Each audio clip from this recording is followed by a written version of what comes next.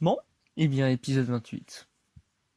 Et ouais, ça, ça avance, quoi. Calmement, mais on s'y rapproche. En tout cas, du coup, là où je voulais en venir, c'est que, oui, il y a une image de moteur. Oui, oui, j'ai vraiment mis ça. Vous auriez préféré un moteur de recherche? Non, non. Le truc, c'est que c'est un truc avec la technique. Déjà, ça serait le fait que il y a déjà eu des musiques, la musique que j'avais parlé qui aurait été déjà écoutée dans les moteurs. On ne sait pas comment, mais il y a des gens qui ont eu approximativement les mêmes symptômes qu'on aurait donné à ça. Je sais pas, absolument pas comment Jack Portaport aurait pu faire ça. Il a déjà fait un code binaire, ok. Où je pourrais me dire au début qu'il avait fait ça au hasard, mais non, non. Mais donc, le truc aussi, c'est que je me demande vraiment comment c'est possible en fait. Il connaissait la mécanique, mais il avait vraiment. Mais je pense que l'idée que le moteur qui fait aussi qu'il ait fait tout ça, c'est de la folie et peut-être l'envie de pouvoir, l'envie de faire comprendre qu'il existe.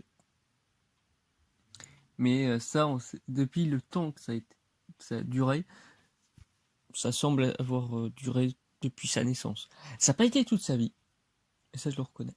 Et vous allez même voir ça après. Mais voilà, ça m'étonne presque. Et là, je vous montre vraiment que c'est un connard, mais on ne sait vraiment pas aussi quel est le moteur pour le fait qu'il fasse ça, en fait. Donc oui, ne cherchez pas pour l'image de moteur, ça va que pour un des sens de ce que je voulais dire. Et oui, on peut faire aller le sens moteur de recherche, justement.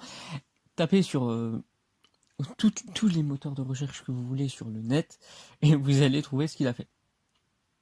Il n'y a pas d'image, hein, mais il y a des dessins ou des trucs comme ça.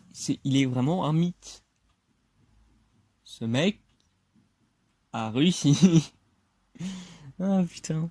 Mais du coup, le truc que je veux dire avec tout ça, c'est le fait qu'il a réussi à maintenir un assez gros mythe.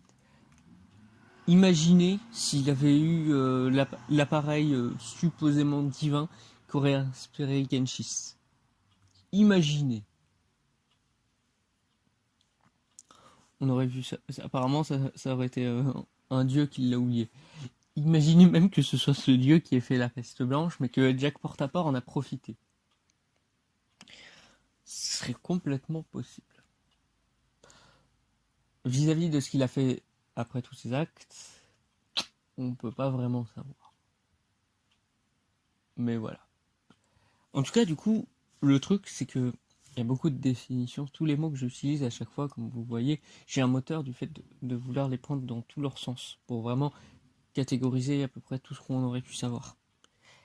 Et oui, encore une fois, je sais que beaucoup sont ah mais l'épisode 1, il durait 8 minutes, là ils sont très courts.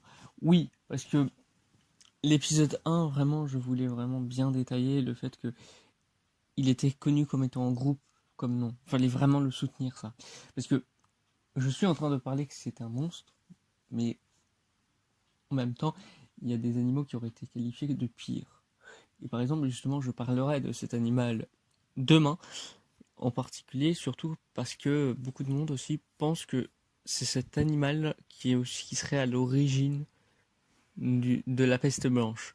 Alors, c'est par rapport à sa couleur de peau, mais je ne comprends pas vraiment comment ça serait possible si justement on a des têtards.